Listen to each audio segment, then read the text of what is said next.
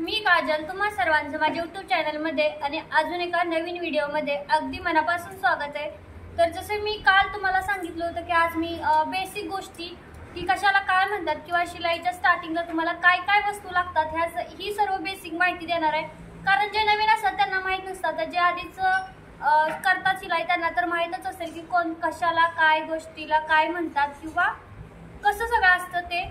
पण नवीन आहेत ना त्यांना या गोष्टी माहीत नसतात। मी सुद्धा सुरुवातीला होती ना त्यावेळेस मला माहीत नव्हतं की कोणत्याला काय म्हणतात किंवा कसं बोलतात। तर किंवा आणि अजून एक मी तर तुम्हाला बॉबिन सुद्धा भरून दाखवणार आहे की बॉबिन कशी भरायची, सुईमध्ये धागा कसा व्हायचा, त्या पण दोन गोष्टी मी तर सविस्तर सांगणार आहे। तर बघा, ज्यावेळी आपण शिलाई काम करतो की नाही त्यावेळी आता तुम्ही असं माझं बघून शिकणार आहे ऑनलाईन, तर ना पहिल्यांदा जिद्द ठेवा। आज येणार नाही, उद्या येईल, परवा येईल किंवा परवा नाही आलं त्याच्या परवा येईल असं येईल, तर एकदम तर येणार नाही। त्यामुळे लक्ष देऊन तुम्ही बघितलं आणि केलं ना तरच तुम्हाला येईल। तर चला सुरुवात करूया। तर इम्पॉर्टंट गोष्ट असते ते म्हणजे कैची। कैची म्हणजे कात्री तर आपल्याला लागते स्टिचिंग करताना, त्याशिवाय काहीच नाही करू शकत। अगदी धागा जरी कट करायचा असला स्टिच करताना तरी सुद्धा आपल्याला एक कैची लागते।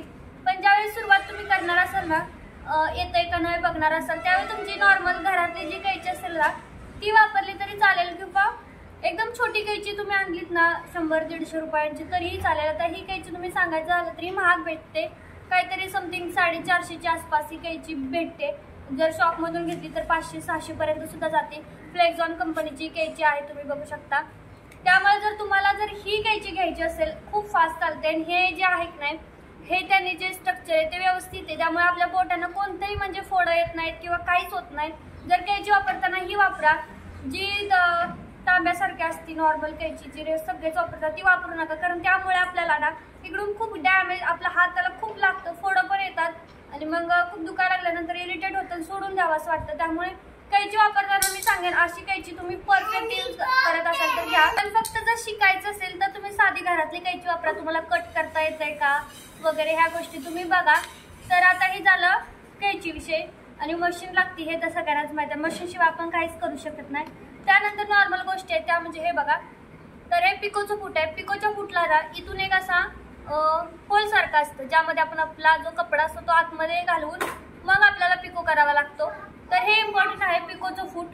आता तुमची जर साधी मशीन असते तर त्या मशीनवरती फूट चेंजेस करता येत नाही, त्यामुळे मग ह्याचा काही फायदा नाही। पण तुमची मशीन कशी आहे त्याच्यावरती, आणि रेग्युलर स्टिचिंगसाठी आपण हे फूट वापरतो जो नॉर्मल आहे ते। आणि जर पायपिंग किंवा एखादी लेस लावायची असेल त्यावेळेस आपण सिंगल फूट वापरतो, ते काय माझ्याकडे नाही आहे, जर आणेल त्यावेळी तुम्हाला नक्कीच दाखवेन। पण त्याची एवढी गरज नाही, लगेच पिकोची सुद्धा गरज नाही तुम्हाला। हे नॉर्मल फूट ते की तुमच्या मशीन सोबत असतंच त्याचं काय नाही, पण तुम्हाला कळायला पाहिजे की ह्याला काय म्हणतात। तर हे नॉर्मल साधं फूट आहे। त्यानंतर छोट्या मोठ्या गोष्टी, तर इम्पॉर्टंट हे म्हणजे बॉबिन। तर ह्याला बॉबिन म्हणतात, कारण की मी पण सुरुवात करत होती त्यावेळेस मला माहित नव्हतं की ह्याला बॉबिन म्हणतात, त्यामुळे तर याला बॉबिन असं म्हटलं जातं। त्याच्यामध्ये आपण धागा म्हणतो, यामध्ये स्टीलची ती प्लास्टिकची आहे, पण माझ्या मनाने प्लास्टिकची चांगली असते, कारण तर जी स्टीलची असते ना ती थोडी तांबरते। पण जर तुमच्याकडे काळी साधी मशीन असेल तर स्टीलचीच असते बहुतेक असं मी ऐकलंय, पण माझ्या मशीनला तर त्यांनी देतानाच आशा दिल्या होत्या, त्यामुळे मला काय याच्याविषयी एवढं माहीत नाही। त्यानंतर इम्पॉर्टंट गोष्ट एवढ्याच लागतं काय तुम्हाला, मशीन बॉबिन वगैरे तर फूट मशीन सोबत येतं, फक्त लागतं कैची आणि एक ही मीटर पट्टी, दुसरं काही लागत नाही। खडूचं सांगायचं झालं चॉक वगैरे तुम्ही घरातले चॉक तुमच्या लेकरांचे वापरा, आणि आणले तरी किती 10-15 रुपयाला चॉकचा असे डब्बा आपल्याला भेटतो तो आणा, आणि धागे वगैरे जसा की हा डब्बा तुम्ही घेऊन ठेवा म्हणजे युजफुल ठरेल। रील आपण ज्यावेळी ठेवतो त्या व्यवस्थित राहतात। तर इम्पॉर्टंट गोष्ट येते म्हणजे हे, त्यामध्ये तुम्हाला 1 मीटर कळत नाही किंवा इंच कळत नाही तर त्याविषयी। तर ही जी इकडची पट्टी एक नाही ती इंचासाठी आहे, जी व्हाईट कलरची असते बघा, 1 2 3 लिहिलेलं आहे हे इंच आहे, आणि ह्याची साईड लाईन आहे। मीटर जर मोजायचं असेल तर आपल्याला ग्रीन साईड करून स्टार्ट करावं लागतं, ग्रीन कडून।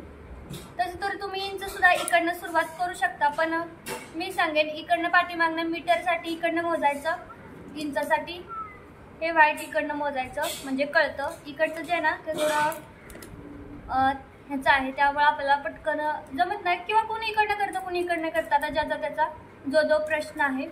तर बघा 1 मीटर ज्यावेळेला आपल्याला करायचं असतं त्यावेळेस बघा इकडनं जे पत्र्याचं आहे ना तिकडून मोजायला चालू करायचं, आणि जिथं 100 भरेल, आता इथून 1 पासून स्टार्ट आहे, 1 पासून हा बघा इथं 100 आलंय. तर इथपर्यंत आपलं झालं 1 मीटर.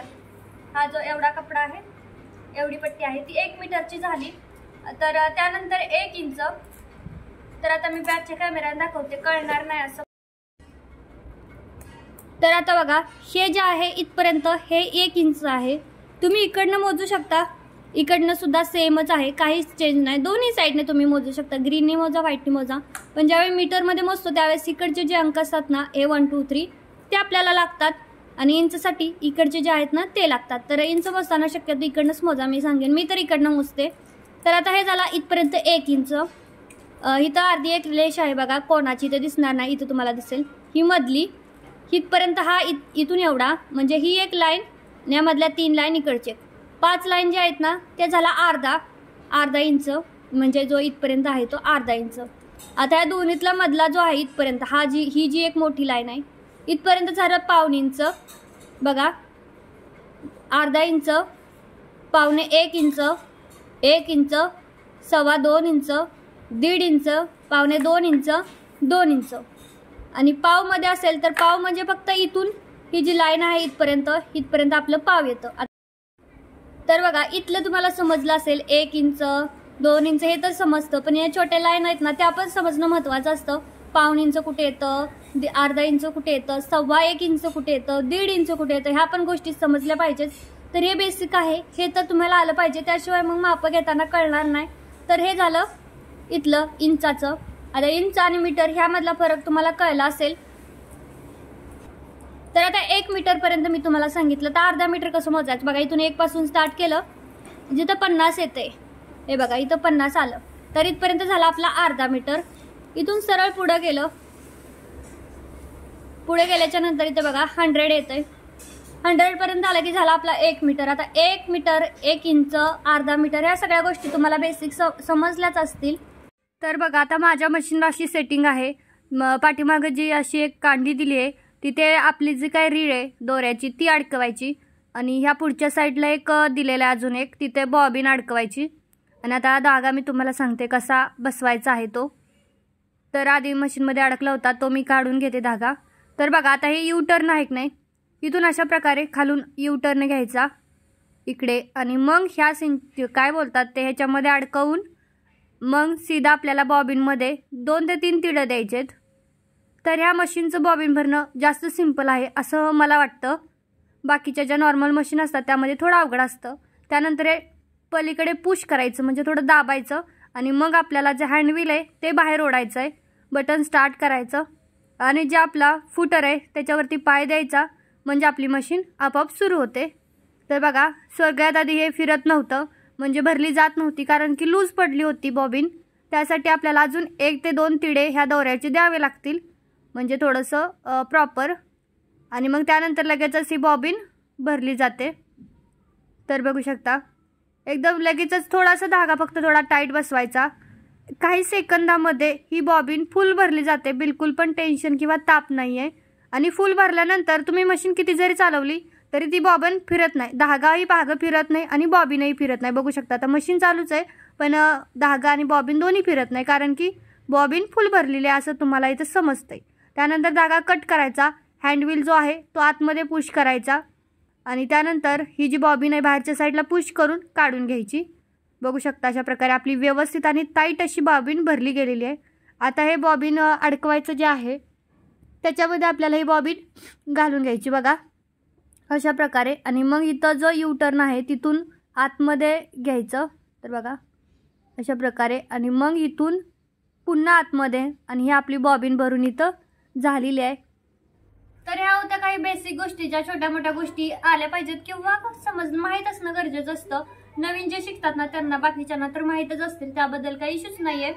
पण आता उद्या मी तुम्हाला एकदम साध्या 4टक्स ब्लाउजचं पेपर कटिंग करायला शिकवेन उद्याच्या व्हिडिओमध्ये, एकदम सिंपल असं पद्धतीनं, आणि एकदम छोट्या छोट्या गोष्टी सांगेन. आणि त्यानंतर आपण नेक्स्ट तोच ब्लाउज कट करून पुन्हा तो ब्लाउज स्टिच करायला, हुकपट्टी लूपपट्टी ह्या सगळ्या गोष्टी आपण हळूहळू स्टेप बाय स्टेप रोज थोड्या थोड्या बघणार आहोत.